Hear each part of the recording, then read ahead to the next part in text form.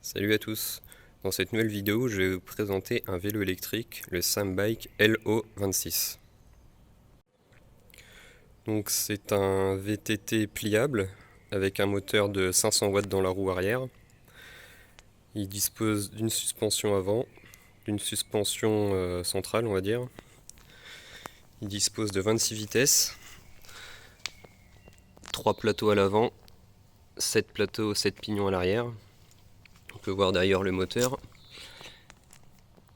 La référence, on voit un 500D, je pense que le 500 ça correspond à la puissance du moteur. Il dispose également d'un afficheur et d'une lampe qu'on voit ici qui sert aussi klaxon. Donc la particularité de ce vélo, c'est qu'il y a un mode où il suffit juste de tourner la poignée ici. Il suffit juste de tourner la poignée pour accélérer, il n'y a même pas besoin de pédaler. Et juste en tournant la poignée en full électrique, vous pouvez atteindre 35 km/h.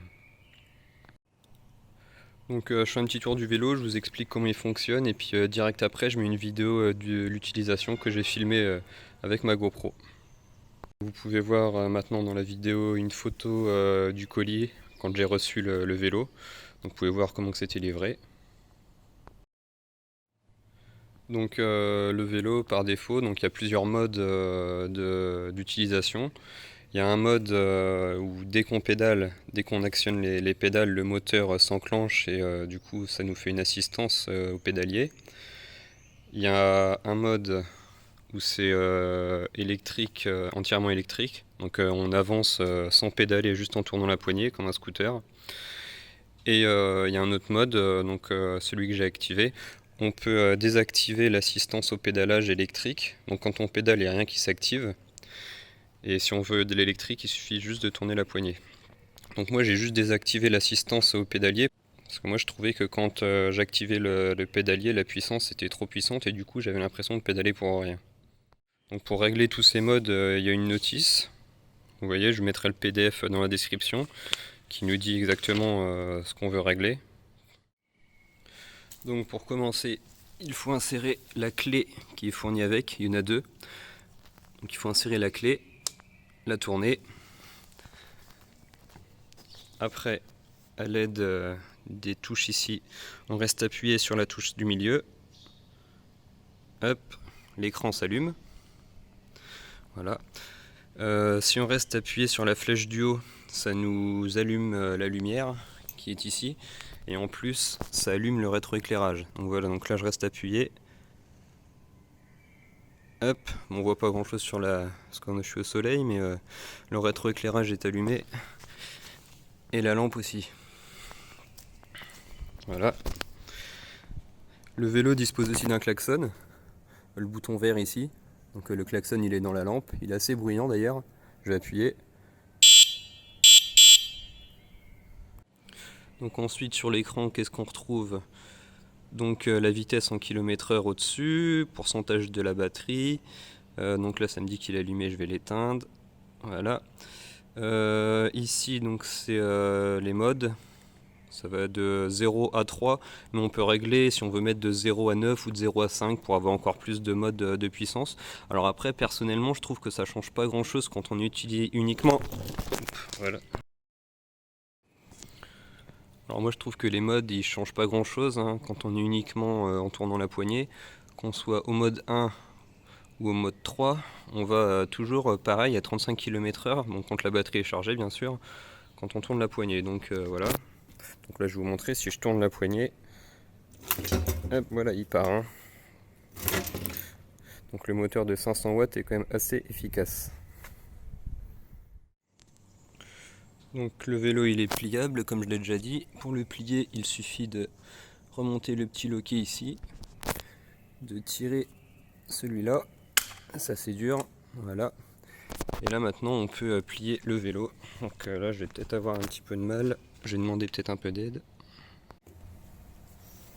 Donc une fois qu'on a ouvert le loquet ici, il faut retirer la clé, parce que du moment que la clé est tournée, il y a le petit éton ici qui est sorti et qui empêche de retirer la batterie. Donc on tourne la clé pour l'enlever, voilà. Après on retire la clé. Et le vélo peut se plier. Et on peut retirer la batterie, mais bon, c'est pas très utile. Voilà. Et pour le replier, on a fait l'opération inverse. On le referme, on rabat le loquet et on referme ici. Donc voilà, je pense avoir fait un petit tour d'horizon. Donc c'est un vélo, donc là c'est la version 500 watts. Alors on le trouve principalement chez Gearbest. Donc la version 500 watts, c'est la version avec les roues à rayons comme ça. Parce qu'il existe aussi une version 350 watts si je me trompe pas. Et les roues elles sont pas comme ça fait des branches, ça fait je crois 3 branches. Donc faut pas se tromper, et puis surtout qu'ils sont vraiment quasiment au même prix. Donc autant prendre directement la version 500 watts. Donc celui-là, la version 500 watts, il me semble de mémoire, elle est aux alentours de 700 € chez Gearbest. Et la version 350 watts, elle est peut-être à 680, 690 €. Donc je comprends pas trop le faible écart de prix pour les deux versions, donc autant prendre comme je l'ai dit la 500 watts.